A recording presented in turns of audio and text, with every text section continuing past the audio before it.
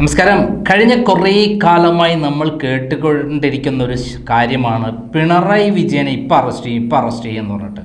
എന്നാൽ കഴിഞ്ഞ 20 വർഷമായി അദ്ദേഹം ഏറ്റവും സുരക്ഷിതനാണ് എന്നുള്ളതാണ് സത്യം. 20 വർഷം എന്ന് പറഞ്ഞാൽ 2005 ഫെബ്രുവരി മാസത്തിലാണ് പിണറായി വിജയൻ കേരളം കണ്ട ഏറ്റവും വലിയ അഴിമതി എന്നുള്ള പേരിൽ ഒരു ഇൻവെസ്റ്റിഗേറ്റീവ് റിപ്പോർട്ട് പുറത്തു കൊണ്ടുവന്നത്. അതിനെ തുടർന്നാണ് പിണറായി വിജയൻ്റെ ഇപ്പോഴത്തെ മരുമകനായ മുഹമ്മദ് റിയാസിൻ്റെ നേതൃത്വത്തിൽ ഗുണ്ടകൾ ക്രൈമിൻ്റെ ഓഫീസ് കത്തിക്കുകയും പിണറായി വിജയൻ്റെ ലാവ്ലിംഗ് കേസിൻ്റെയും അതേപോലെ കമല ഇൻ്റർനാഷണൽ എക്സ്പോർട്ടിംഗ് കമ്പനിയുടെയും എല്ലാം രേഖകൾ കടത്തിക്കൊണ്ടുപോയത്. അവിടെ നിന്നാണ് പിണറായി വിജയൻ ആരാണ് എന്നുള്ള ലോകത്തോട് ആദ്യമായി വിളിച്ചു പറയുന്നത്.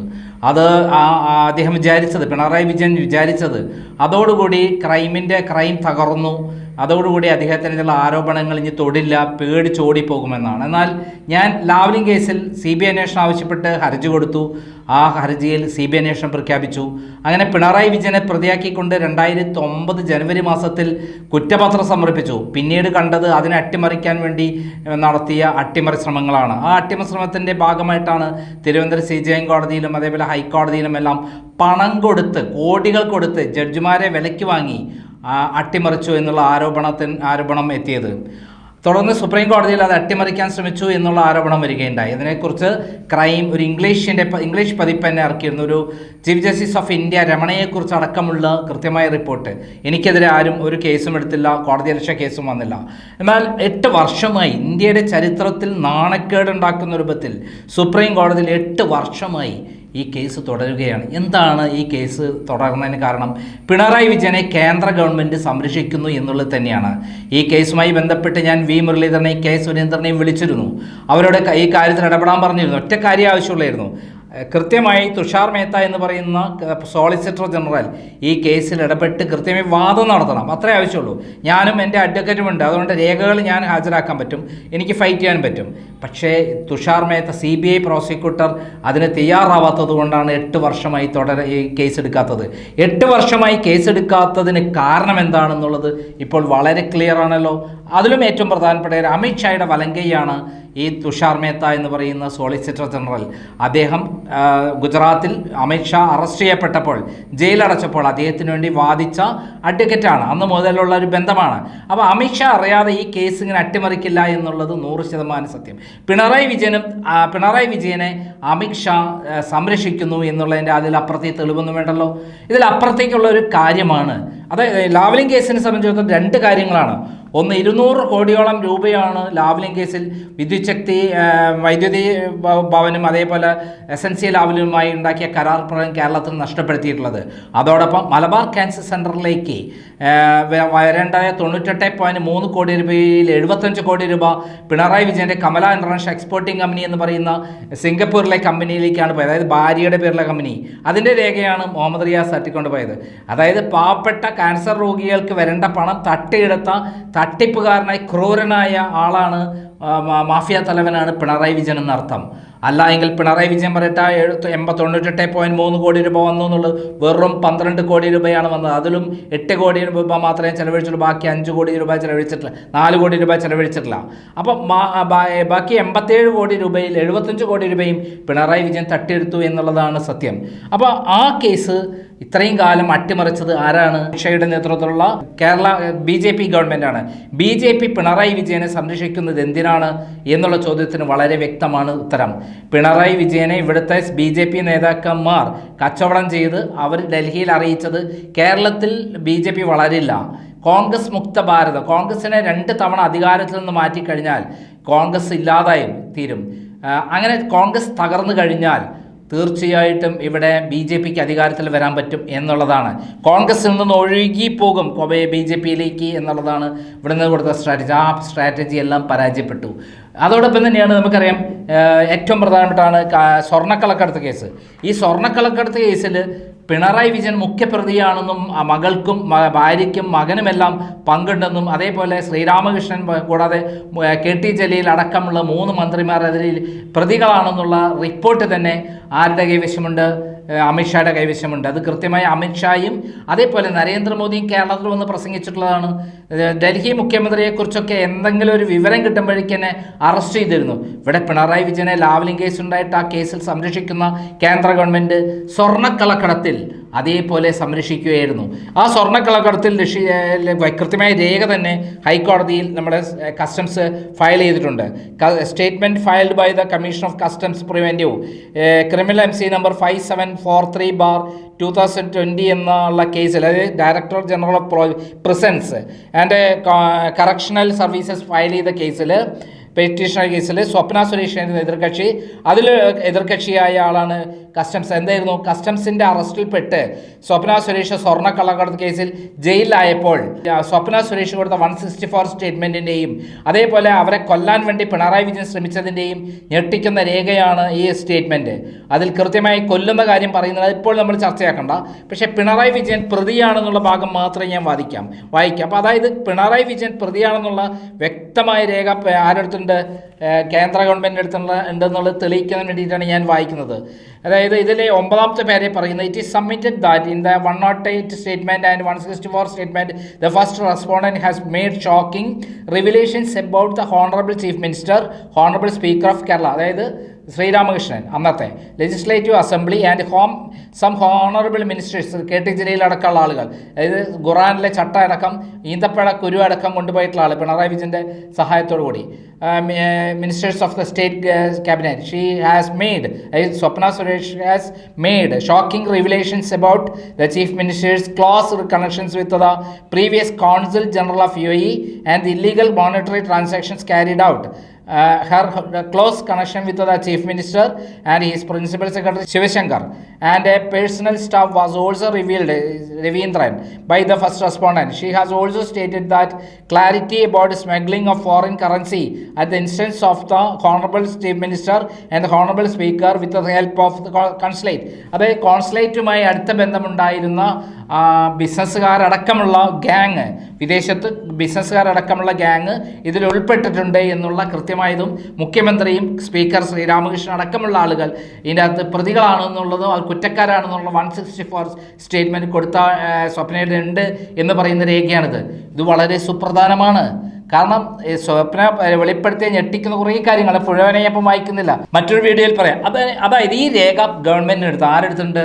2 കേസാണ് ഇതിൻ്റെ അകത്ത് വരുന്നത്. ഒന്ന് സ്വർണ്ണക്കള്ളക്കടത്ത് കേസ്, 29 തവണ നയതന്ത്ര പാക്കേജിലൂടെ ബിരിയാണി ചെമ്പിലൂടെ ഈ സ്വർണ്ണ കടത്തി എന്നുള്ളതാണ് സ്വപ്ന കൊടുത്തിട്ടുള്ളത്. അതോടൊപ്പം തന്നെ ഏറ്റവും പ്രധാനപ്പെട്ട ഡോളർ കടത്തി, 100 കോടി രൂപ ഇവിടുന്ന് അങ്ങോട്ട് വിദേശത്തേക്ക് കടത്തി, ഇവിടെ നിന്ന് മറന്നുപോയി എന്ന് പറഞ്ഞിട്ട് അങ്ങോട്ട് വിളിച്ചു വരുത്തി എന്നുള്ളതാണ് ഇതിൻ്റെ അകത്ത് പറയുന്നത്. അപ്പോൾ ഈ രേഖ കൃത്യമായി ആരെടുത്തുണ്ട്? അമിത്ഷായുടെ കൈവശമുണ്ട്. ഇതേപോലെ തന്നെ ലൈഫ് മിഷൻ തട്ടിപ്പ്, വടക്കാഞ്ചേരി ഫ്ലാറ്റ് നിർമ്മാണവുമായി ബന്ധപ്പെട്ട്, അതായത് പ്രളയം 2018 പ്രളയത്തിൽ ഫ്ലാറ്റ് നിർമ്മാണവുമായി ബന്ധപ്പെട്ട് ഉണ്ടാക്കിയൊരു കരാറാണ് യൂണിടെക് എന്ന് പറയുന്ന കമ്പനിക്ക് ഈ ഫണ്ട്, അതായത് ഇത് നിർമ്മിക്കാൻ UAE കോൺസുലേറ്റ്, UAE ഗവൺമെൻറ് അവിടെ ഒരു സന്നദ്ധ സംഘടന റെഡ് ക്രസൻറ്റ് വഴി 19 കോടി രൂപ കൊടുക്കാൻ നിശ്ചയിച്ചു. ആ 19 കോടി രൂപ കൊടുക്കാൻ നിശ്ചയിച്ചതിൽ ഇന്ത്യ ഗവൺമെൻറ് നിബന്ധന പ്രകാരം, ഫോറിൻ കോൺട്രിബ്യൂഷൻ റെഗുലേഷൻ ആക്ട് പ്രകാരം ഈ പറയുന്ന കോൺസുലേറ്റ് ഇവർക്ക് മാത്രമേ, ലൈഫ് മിഷന് മാത്രമേ വരാൻ പാടുള്ളൂ. എന്നാൽ പിണറായി വിജയനാണ് അതിൻ്റെ ചെയർമാൻ. അദ്ദേഹം തീരുമാനിച്ചു യൂണിടെക്കിന് കൊടുക്കാൻ, അങ്ങനെ പ്രൈവറ്റ് പാർട്ടിക്ക് കൊടുക്കാൻ പാടില്ല. അത് വന്നത് ഫോറിൻ കോൺട്രിബ്യൂഷൻ റെഗുലേഷൻ ആക്ടിൻ്റെ വയലേഷനാണ്. അത് എന്നിട്ടോ 19 കോടിയിൽ 9 കോടി രൂപ തട്ടിയെടുത്തു പിണറായി വിജയൻ അടക്കം. അതിൽ 1 കോടി റുപ്യ പിണറായി വിജയൻ മകൾക്കും, 1 കോടി റുപ്യ ശിവശങ്കറിനും, 1 കോടി റുപ്യ നമ്മുടെ ഇവർക്കാണ് എന്താണ് സ്വപ്നയ്ക്ക്, അങ്ങനെ തുടങ്ങി 9 പേർക്ക് ഡിവൈഡ് ചെയ്തു. അങ്ങനെ തട്ടിയെടുത്ത പണത്തിൽ പ്രതിയാണ് പിണറായി വിജയൻ. സത്യത്തിൽ ആ പിണറായി വിജയൻ പ്രതിയായ കേസിൽ ഇന്നുവരെ അദ്ദേഹത്തെ ചോദ്യം ചെയ്തില്ല. അദ്ദേഹത്തെ അപ്പോൾ അറസ്റ്റ് ചെയ്യാവുന്നൊരു കേസാണ്. ഇതേപോലെ തന്നെയാണ് നമ്മളെ കരിമണൽ കേസ്. 2 തരത്തിൽ ഇതിനകത്ത് പ്രാധാന്യം. ആ 2 തരത്തെ പ്രാധാന്യം എന്ന് പറയുന്നത്, നേരിട്ട് കമ്പനി അഫയേഴ്സ് എടുത്ത കേസിൽ മകൾ മാത്രമേ പ്രതിയാവുകയുള്ളൂ. അവർക്കൊരു കമ്പനി, അതായത് എക്സാലോജിക് എന്ന കമ്പനിയുടെ മാനേജിംഗ് ഡയറക്ടറാണ് അവർ. അതുവഴി അവർ ഏക ഷെയർ ഹോൾഡറാണ്. ആ അവരുടെ അക്കൗണ്ടിലേക്കാണ് യാതൊരു സർവീസുമില്ലാതെ CMRL കമ്പനി 1,73,00,000 രൂപ കൊടുത്തു എന്ന് പറയുന്നത്. പിന്നീട് SFI അന്വേഷണം വന്നപ്പോൾ അത് 2,50,00,000 രൂപ കൊടുക്കാൻ ഉത്തരവായി. 2,50,00,000 രൂപ അവർ തട്ടിയെടുത്തു യാതൊരു സർവീസും ചെയ്യാതെ. എങ്ങനെ? പിണറായി വിജയൻ എന്ന മുഖ്യമന്ത്രിയുടെ സ്വാധീനത്തിൽ അദ്ദേഹത്തിൻ്റെ നിർദ്ദേശപ്രകാരം കൈക്കൂലിയായി മകളുടെ കമ്പനി കൊടുത്തു എന്നുള്ളതാണ് SFI കേസ്. അപ്പം ഈ സ്ഥാപനം, അതായത് പബ്ലിക് ലിമിറ്റഡ് കമ്പനി നിയമവിരുദ്ധ പ്രവർത്തനങ്ങളിൽ ഏർപ്പെട്ടതുകൊണ്ടാണ് SFI അന്വേഷണം കേസ് വരുന്നത്. അതുതന്നെയാണ് CMRLനെതിരെയും കേസ്. എന്നാൽ അതിൽ തന്നെ 185 കോടി രൂപ മൊത്തം ഫണ്ടായിട്ട് ക്യാഷായിട്ട് കൊടുത്തിട്ടുണ്ട്. അതിൽ 125 കോടി രൂപയും പിണറായി വിജയനാണ് വാങ്ങിയിട്ടുള്ളത്.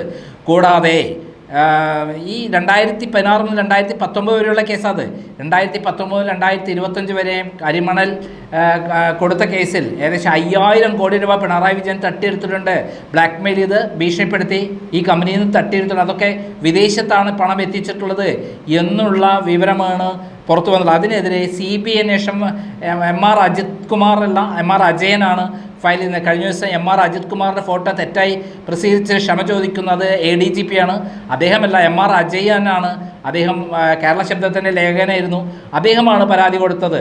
ആ പരാതി പ്രകാരം പിണറായി വിജയൻ നമ്മൾ ചിന്തിക്കുന്ന പോലെ 5,000 കോടി രൂപയുടെ അത്ര കരിമണൽ കടത്തത് വഴി 2019-2025 വരെ 1,00,000 കോടി രൂപയുടെ കരിമണൽ കടത്തിയിട്ടുണ്ട്.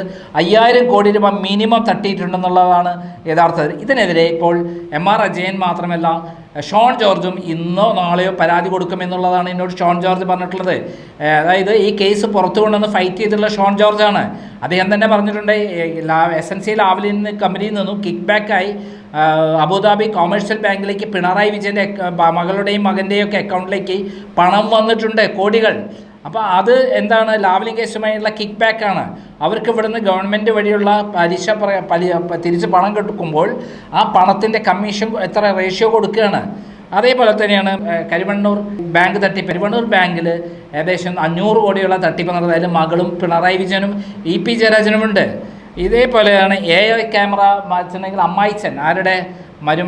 മകൻ്റെ അമ്മായിച്ചനുമായി ബന്ധപ്പെട്ട കേസാണ്. യാതൊരു അഗ്രിമെൻറ്റിലെ പണം മുടക്കാതെ അവരെ കമ്മീഷൻ കൈപ്പറ്റുന്ന ഒരു പരിപാടിയാണ് ഇത്. ശോഭാ സുരേന്ദ്രൻ കൊടുത്തത്. അപ്പോൾ ഇത്രയും കേസുകൾ ഇത് മാത്രമല്ല, ഏകദേശം 10ഓളം കേസുകളുണ്ട്.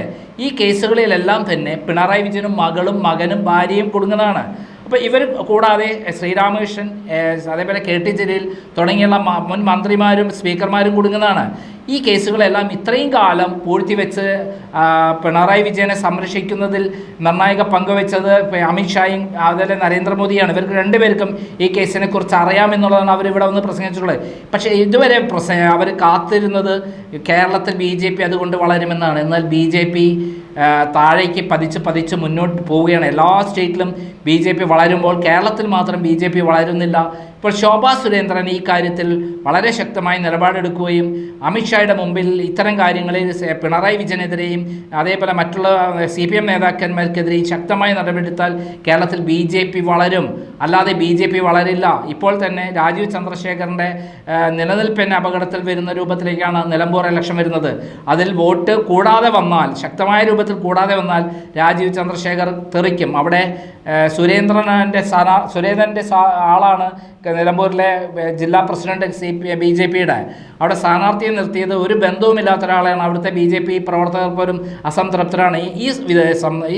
ഈ നിലയിൽ മുന്നോട്ട് പോയാൽ BJP ഇല്ലാതായി തീരും. കേരളത്തിൽ BJP മുന്നോട്ട് പോകാൻ ഏക വഴി എന്താണ്?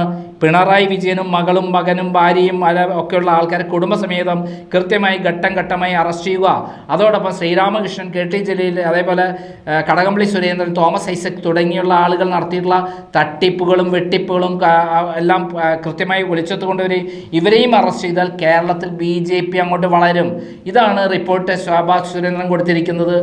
അങ്ങനെ വരികയാണെങ്കിൽ തീർച്ചയായും മുന്നോട്ട് ഇപ്പോൾ കിട്ടിയ വിവരം പ്രകാരമാണെങ്കിൽ അമിത്ഷായും നരേന്ദ്രമോദിയും ഈ കാര്യത്തിൽ ഒരു ശക്തമായ തീരുമാനമെടുക്കാൻ പോവുകയാണ്. ഈ കാര്യത്തിൽ ഷോൺ ജോർജിൻ്റെ കൃത്യമായ പിന്തുണയുണ്ട്. ഈ മൂമെൻറ്റിൽ പിണറായി വിജയൻ അടക്കമുള്ള ആളുകളെ അറസ്റ്റ് ചെയ്യുകയാണെങ്കിൽ അവർ 1, 2, 3, 4 കേസുകളിൽ തുടർച്ചയായിട്ടുള്ള കേസുകളിൽ അറസ്റ്റ് ചെയ്യപ്പെടും, ജയിലടക്കേണ്ടി വരും.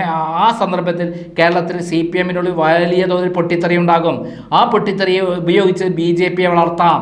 അതുകൊണ്ട് തന്നെ ഇനി മേലിൽ വിട്ടുവീഴ്ച വേണ്ട എന്നുള്ള ഒരു ധാരണ അമിത്ഷാ എത്തിയിരിക്കുന്നു. പിണറായി വിജയൻ അറസ്റ്റ് ചെയ്യാനുള്ള നീക്കങ്ങൾ ആരംഭിച്ചിരിക്കുന്നു. പിണറായി വിജയൻ ഗഡ്കരിയെ കണ്ടിട്ടും കേരളത്തിലെ BJP നേതാക്കന്മാരെ കൈപ്പിടിച്ചിട്ടും അദാനിയെ കൂട്ടുപിടിച്ചിട്ടും നരേന്ദ്രമോദിയുമായിട്ടും അതേപോലെ അമിത്ഷായായിട്ട് ധാരണ ഉണ്ടാക്കാൻ ശ്രമിക്കുന്നുണ്ടെങ്കിലും അതൊന്നും വിജയിക്കാൻ പോകുന്നില്ല. അതിലപ്പുറത്തേക്ക് കാര്യങ്ങൾ ശക്തമായി നീങ്ങുകയാണ്. കാരണം ഇനിമേലിൽ ഇനിയൊരു വിട്ടുവീഴ്ച വേണ്ട എന്നുള്ള നിലപാടാണ് ശോഭാ സുരേന്ദ്രൻ ഉറപ്പ് കൊടുത്തത്. കേരളത്തിലെ BJPയെ അധികാരത്തിലെത്തിക്കാൻ ഇവരെ പിടിച്ചകത്താക്കുകയാണെങ്കിൽ എന്നുള്ളതാണ്. അല്ല എങ്കിൽ ശോഭാ സുരേന്ദ്രനെ BJP എന്നുള്ള പ്രസ്ഥാനത്തോട് ചിലപ്പോൾ വിട്ടുപോകാനും വരെ സാധ്യതയുണ്ടെന്നുള്ള റിപ്പോർട്ടുകളുണ്ട്. കാരണം ഇവരെ സംരക്ഷിക്കുന്ന നിർത്തുന്നത് ചില BJP നേതാക്കന്മാരാണ്. കേരളത്തിൽ പ്രത്യേകിച്ചും K സുരേന്ദ്രനും മുരളീധരനും അടക്കമുള്ള നേതാക്കാർ. പുതിയ രാജീവ് ചന്ദ്രശേഖർ വന്നിട്ട് ഒരു ഓളം ഉണ്ടാക്കാൻ ആദ്യം കഴിഞ്ഞെങ്കിൽ ഇപ്പോൾ BJPക്കുള്ളിലുള്ള ശ്രദ്ധ വർദ്ധിച്ച് എല്ലാവരും കൂടിയിട്ട് രാജീവ് ചന്ദ്രശേഖരനെ ഒതുക്കി നിർത്താനുള്ള പരിപാടിയാണ് നടക്കുന്നത്. ഒരു മുന്നോട്ടുള്ള ഒരു പോക്കും BJPക്ക് കേരളത്തിൽ നടത്താൻ പറ്റുന്നില്ല എന്നുള്ളതാണ് സത്യം. ഈ സന്ദർഭത്തിൽ ശോഭാ സുരേന്ദ്രൻ്റെ ഈ മാസ് മൂവ്മെൻറ്റ്, സ്ട്രാറ്റജിക് മൂവ്മെൻറ്റ് വിജയിക്കുകയാണെങ്കിൽ പിണറായി വിജയൻ അകത്താവും, യാതൊരു സംശയം വേണ്ട. മകളകത്താകും, സംശയം വേണ്ട. മകനും ഭാര്യയും അകത്താകും. ഷാർജ സുൽത്താനുമായിട്ടുണ്ടായിട്ടുള്ള ഇടപാടുകളെല്ലാം തന്നെ കൃത്യമായി സ്വപ്ന സുരേഷ് മൊഴി കൊടുത്തിട്ടുണ്ട്. അങ്ങനെ വരികയാണെങ്കിൽ കൂട്ടത്തോടെ കുടുംബത്തോടെ പിണറായി വിജയനും കുടുംബം അകത്താവാനുള്ള സാധ്യതയാണ് കാണുന്നത്. അങ്ങനെയാണ് ശോഭാ സുരേന്ദ്രൻ സൂപ്പർ താരമായി കേരളത്തിൽ വളരും. BJPയെ വളർത്താൻ അവർ മുന്നിട്ടിറങ്ങും. അതല്ലെങ്കിൽ അവർ BJPയുടെ ചിലപ്പം ഇതേപോലെ പിണറായി വിജയനെതിരെയുള്ള CPM നേതാക്കന്മാർക്കെതിരെയുള്ള നടപടികൾ മുന്നോട്ട് പോയിട്ടില്ലെങ്കിൽ അവർ നടത്തിയ കള്ളത്തരങ്ങളെ കൂട്ടുപിടിക്കുകയാണെങ്കിൽ ശോഭാ സുരേന്ദ്രൻ ചിലപ്പോൾ BJPയെ തന്നെ വിട്ടു പോകാനും സാധ്യതയുണ്ട്. കാരണം മടുത്തിരിക്കുന്നു ശോഭാ സുരേന്ദ്രനെ എന്നുള്ള വിവരം കേട്ടിട്ടുണ്ട്. ഇങ്ങനെ പിണറായി വിജയനെ സംരക്ഷിച്ച് നിർത്തി എല്ലാ സ്ഥലത്തുനിന്നും BJP പ്രവർത്തകർ, സാധാരണ പ്രവർത്തകർ വല്ലാതെ ക്ഷുഭിതരാണ് ഈ കാര്യത്തിൽ. അടുത്തിട്ടുള്ള 90% പ്രവർത്തകരും പിണറായി വിജയനെതിരാണ്. ഇനിയും പിണറായി വിജയൻ്റെ ഗവൺമെൻറ്റിനെ കൂട്ടിക്കൊണ്ടുവരാനും വളർത്താനും വേണ്ടി വോട്ട് മറിച്ചു കുത്താനും വയ്യ എന്നുള്ള നിലപാട് സാധാരണ BJP പ്രവർത്തകർ പരസ്യമായി ഉന്നയിക്കാൻ തുടങ്ങിയിരിക്കുന്നു എന്നുള്ളതാണ് പറയുന്നത്. RSSും BJPയുമായുള്ള രഹസ്യധാരണ ഉണ്ടായിട്ട് BJPക്ക് ഒരു ഗുണം കിട്ടില്ല. അതേസമയത്ത് പിണറായി വിജയൻ അധികാരത്തിൽ വന്ന് കട്ടുമുടിക്കുകയാണ് എന്നുള്ളതാണ് ശോഭാ സുരേന്ദ്രൻ്റെയും BJP പ്രവർത്തകരുടെയും നിലപാട്. നന്ദി, നമസ്കാരം.